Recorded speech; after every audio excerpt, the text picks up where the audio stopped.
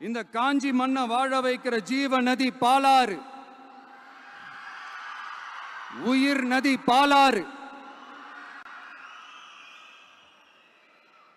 இந்த மக்களோட உயிரோடவும் ரத்தத்தோடும் கலந்து ஓடுவது பாலாறு. அந்த பாலாறை இன்னைக்கு பெரியார் பெயரையும் அண்ணா பெயரையும் சும்மா பேருக்கு வச்சுக்கிட்டு ஆட்சி நடத்துறவங்க என்ன பண்றாங்க தெரியும்ல?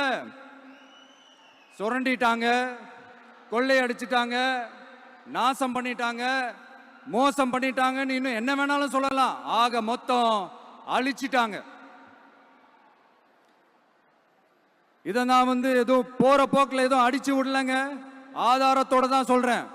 அனுமதிக்கப்பட்ட அந்த லெவலை தாண்டி 22,70,000 யூனிட் மணலை கொள்ளையடிச்சிருக்கிறாங்க.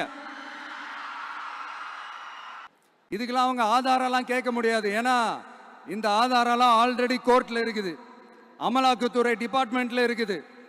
அந்த டிபார்ட்மெண்ட்ல வேலை செஞ்ச சில நல்லவர்கள் அவங்க அடிச்ச அந்த கொள்ளையெல்லாம் தாங்க முடியாம வெளியில சொன்ன அந்த ஆதாரங்கள் இதெல்லாம் சம்பந்தப்பட்டவங்களுக்கு இன்னும் நல்லாவே தெரியும்.